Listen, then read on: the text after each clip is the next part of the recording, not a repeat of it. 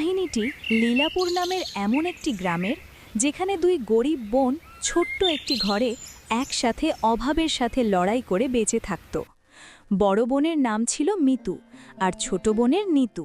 তারা ছোট থাকতেই তাদের বাবা মা তাদেরকে ছেড়ে না ফেরার দেশে চলে যায়। বড় বোন মিতু অন্যের বাড়িতে গিয়ে কাজ করে, কারণ সে তার ছোট বোনকে সবসময় খুশি দেখতে চায়। মিতুর কাজের টাকায় তাদের বাড়িতে চুলা জ্বলত। একদিন যখন মিতু কাদের রান্নাঘরে কাজ করছিল, তখন ওর ছোট বোন নিতু ওর কাছে আসলো আর বলল, দিদি, তুমি কি আজ কাজে যাবে না? দেখো, অনেক বেলা হয়ে গেছে। মিতু তার বোনের কাছে আসলো আর বলল, হ্যাঁ রে বোন, কাজে তো যেতেই হবে। তাহলে তুমি রান্নাঘর কেন পরিষ্কার করছো দিদি? তুমি যাও, এসব কাজ আমি করে নেব। আরে বাহ, আজ তুই রান্নাঘর পরিষ্কার করবি? এটা তো খুব ভালো কথা। আরে দিদি, তুমি যাও, না হলে কাজে যেতে তোমার অনেক দেরি হয়ে যাবে।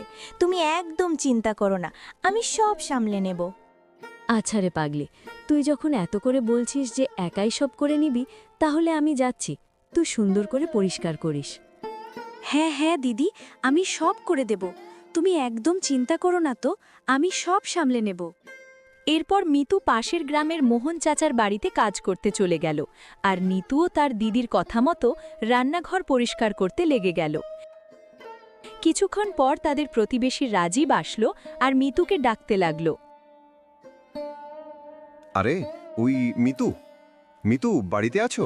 একটু বাইরে বের হতো, একটা জরুরি কথা ছিল। তখন মিতুর ছোট বোন নিতু আসলো আর বলল, রাজীব ভাইয়া, দিদি তো বাড়িতে নেই। আচ্ছা ঠিক আছে, আমি তোমাকেই বলে দিচ্ছি। আসলে আমাদের বাড়িতে একটা কাজের লোক দরকার। মিতু কি আমাদের বাড়িতে কাজ করতে আসতে পারবে? রাজীব ভাইয়া, দিদি তো অন্য গ্রামে কাজ করতে বেরিয়ে গেছে। দিদি বাড়ি এলেই আমি তাকে সব বলে দেব। তুমি একদম নিশ্চিন্তে থাকো। আচ্ছা নিতু, মিতু যখন আসবে তখন তুমি তাকে বলে দিও। আমি এখন যাচ্ছি। এই বলে রাজীব তার ঘরের দিকে চলতে লাগল, আর নিতুও ঘরের ভেতর চলে গেল। নিতু ঘরের ভেতর বসে বসে ভাবতে লাগল। দিদি তো প্রথম থেকেই অন্যদের বাড়িতে কাজ করছে। এখন রাজীব ভাইয়া যা বলল, এটা তো আমিও করতে পারি। রাতে দিদির কাছ থেকে সব ভালো মতো জিজ্ঞেস করে নেব। রাতে দুই বোন একসাথে বসল। তখন নিতু তার দিদি মিতুকে বলল, দিদি, আমাদের প্রতিবেশী রাজীব ভাইয়া আজ আমাদের বাড়িতে এসেছিল। ও তোমাকে তাদের বাড়িতে কাজ করার জন্য বলছিল। কিন্তু আমি তো শুরু থেকেই মোহন চাচার বাড়িতে কাজ করছি। এখন আমি একই সাথে দুই বাড়িতে কিভাবে কাজ করব রে? যদি আমিও দিদির মতো কাজ করি, তাহলে আমাদের ঘরের অবস্থাটা একটু হলেও উন্নত হবে। দিদি একা আর কত আর কষ্ট করবে। আরে নিতু, তুই আবার কোন চিন্তায় ডুবে গেলি? দিদি, তুমি যদি রাজীব ভাইয়াদের বাড়িতে কাজ করতে না পারো, তাহলে আমিই চলে যাব। আমিও তো এখন অনেক কাজ করতে পারি। আরে বোন, এটা তুই কি বলছিস? তুই তো এখনো অনেক ছোট। এইটুকু মানুষ তুই, সংসারের এত বড় বড় কাজ আর দায়িত্ব কি একাই সামলাতে পারবি? তোর তো এখন খেলাধুলা করার বয়স, কাজের চিন্তা করার বয়স তো এখনো হয়নি রে। হ্যাঁ দিদি, সব তো ঘরের কাজ, আমি একদম আরামে সব করে নেব।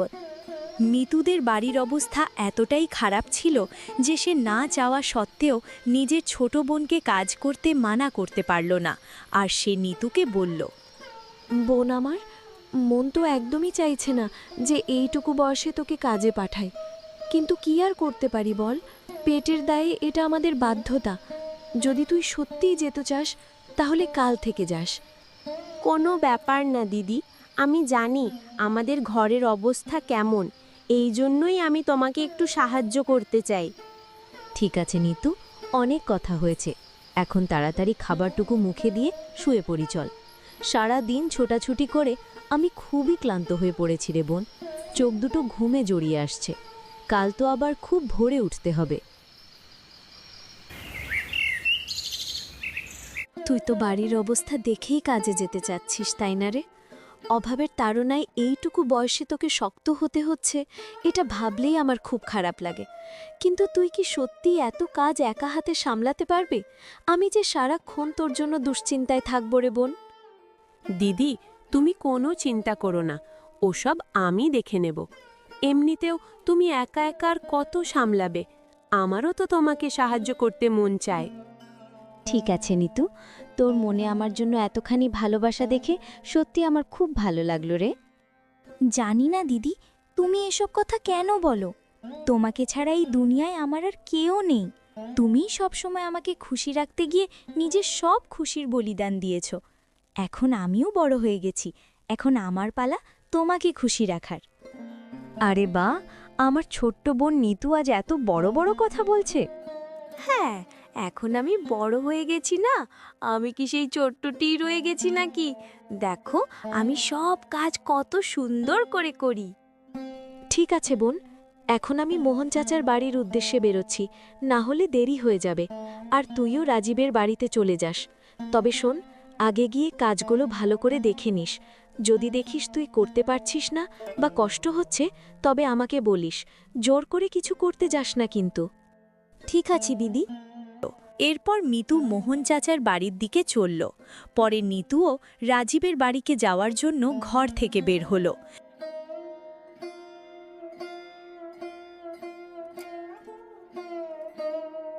এখন নিতু রাজীবের বাড়িতে পৌঁছে গেল।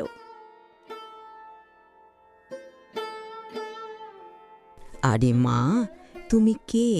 আমি তো তোমাকে চিনতে পারলাম না। চাচি, আমি নিতু, মিতুর ছোট বোন। আসলে রাজীব ভাইয়া আপনাদের বাড়িতে কাজ করতে দিদিকে বলেছিল, কিন্তু দিদি তো অন্য গ্রামে কাজ করে, তাই ও আসতে পারেনি। এজন্য আমিই এসেছি। আমি কি কাজটা করতে পারবো? ও আচ্ছা, আমাকে রাজীব বলেছিল বটে। আসলে আমারই সব গুলিয়ে গেছে রে মা, বয়স হয়েছে তো, সব কথা আজকাল মনে থাকে না। তাহলে মিতুর জায়গায় তুমি এসেছো? চাচি, আমি ঘরে সব কাজ করতে পারি, তুমি একদম চিন্তা করো না। হ্যাঁ মা, ঠিক আছে। তা অনেক দূর থেকে তো এলি, নিশ্চয়ই খুব ক্লান্ত। কাজ সব হবেক্ষণ, ও নিয়ে চিন্তা করিস না। এখনকার মতো তুই চট করে গিয়ে আমার জন্য একটু চা বানিয়ে নিয়ে আয় তো মা। তারপর পরে অন্য সব কাজ আমি তোকে গুছিয়ে বলে দেব। যা মা, রান্নাঘরটা ওদিকেই। আচ্ছা চাচি, আমি এক্ষুনি বানিয়ে দিচ্ছি, তুমি একটু অপেক্ষা করো। এটা বলে নিতু চা বানাতে চলে গেল। কিছুক্ষণ পর নিতু চা বানিয়ে রাজীবের মাকে দিল।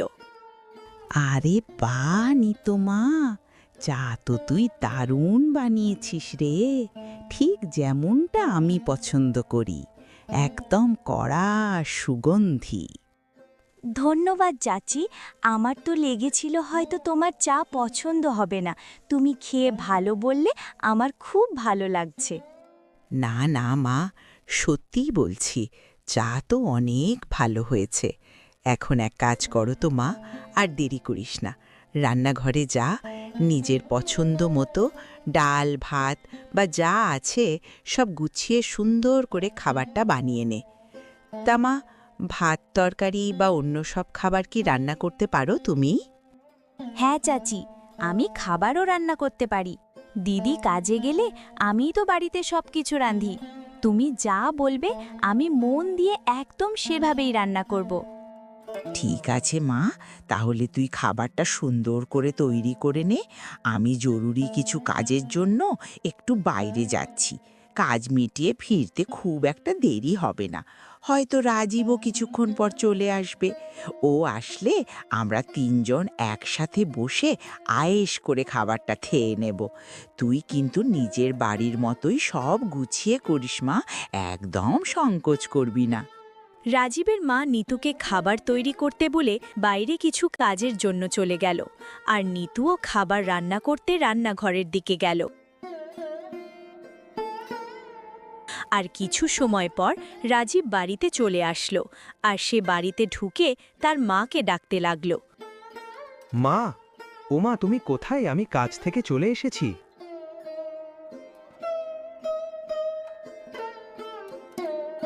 রাজীব ভাইয়া, চাচি তো বাড়িতে নেই, তোমার কি কিছু দরকার? আরে নিতু, তুই এখানে? তোর দিদি মিতু কি আসেনি? তুই কেন এসেছিস? হ্যাঁ ভাইয়া, দিদি তো আসেনি, আমিই এসেছি। আসলে দিদি তো একসাথে দুই বাড়িতে কাজ করতে পারবে না, এজন্য আমিই ভেবেছি আমি তোমাদের বাড়িতে কাজ করব। যদি কিছু টাকাও আসে, আমাদের ঘরের অবস্থা একটু হলেও উন্নত হবে। আরে বাহ নিতু, এটা তো তুই খুব ভালো করেছিস। কিন্তু তুই তো এখনো অনেক ছোট রে। তুই কি একা ঘরের সব কাজ করতে পারবি? রান্না বান্না থেকে শুরু করে ঘর গোছানো, এসব তো অনেক কষ্টের কাজ। হ্যাঁ রাজীব ভাইয়া, আমি ঘরের সব কাজ পারি। রান্না করা থেকে শুরু করে ঘর গোছানো সব কিছুই আমি সামলে নিতে পারবো। তুমি একদম চিন্তা করো না। মিতু তো আসলে সবচেয়ে বেশি ভাগ্যবান রে নিতু। ওর কাছে আজ টাকা পয়সা নেই তো কি হয়েছে, তাতে কিছু যায় আসে না। ওর তো তোর মতো একটা বোন আছে। এরপর মিতুও খাবার রান্না করতে রান্নাঘরের দিকে গেল। কিছুক্ষণ পর রাজীবের মা কাজ শেষ করে বাড়িতে ফিরে আসে। নিতু আগে থেকেই রান্না শেষ করে বসে রইল। রাজীবের মা নিতুর পাশে গিয়ে বসল। নিতু মা, তুই কি সব খাবার রান্না করে ফেলেছিস? হ্যাঁ চাচি, আমি খাবার রান্না করে ফেলেছি, সব একদম তৈরি। আর মা, রাজীব কি এসে গেছে?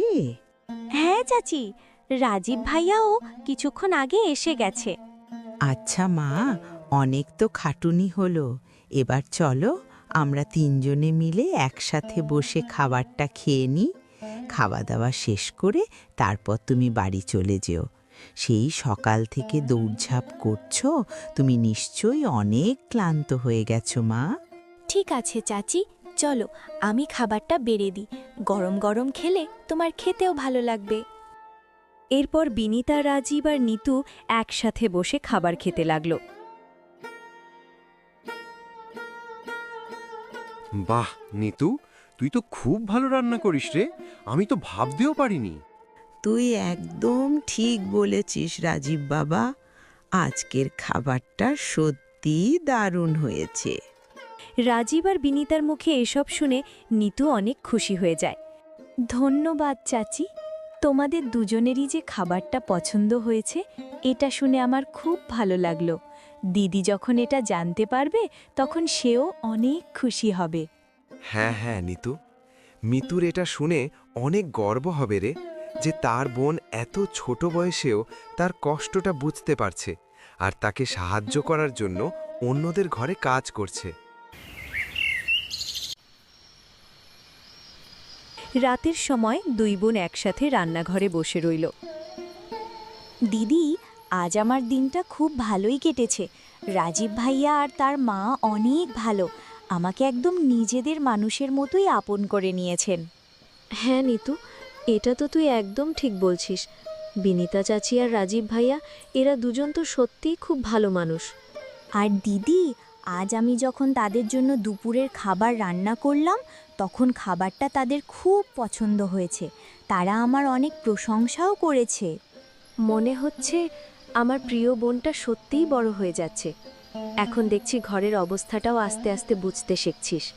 দিদি, আমি দেখেছি যখন থেকে আমাদের বাবা মা আমাদেরকে ছেড়ে চলে গেছে তখন থেকে তুমি বাবা মা দুজনেরই জায়গা নিয়েছো। আমাকে আগলে রাখা থেকে শুরু করে সব আবদার মেটানো সবই তো তুমি করো। সত্যি দিদি, তুমিই আমার সব কিছু। বোন রে, আমারও তোকে ছাড়া এই দুনিয়াতে আর কেউই নেই। এখন এসব ছাড়ো তো দিদি, চলো তাড়াতাড়ি খাবার খেয়ে ঘুমিয়ে পড়ি। সারাটা দিন অনেক খাটুনি গেছে, আমি সত্যিই খুব ক্লান্ত হয়ে গেছি। হ্যাঁ রে বোন, শরীরটা আর চলছে না। সারাদিনের ঘাটুনিতে আমিও আজ বড্ড ক্লান্ত হয়ে গেছি। চল আর দেরি না করে যা আছে চটপট খেয়ে নিয়ে তাড়াতাড়ি ঘুমিয়ে পড়ি।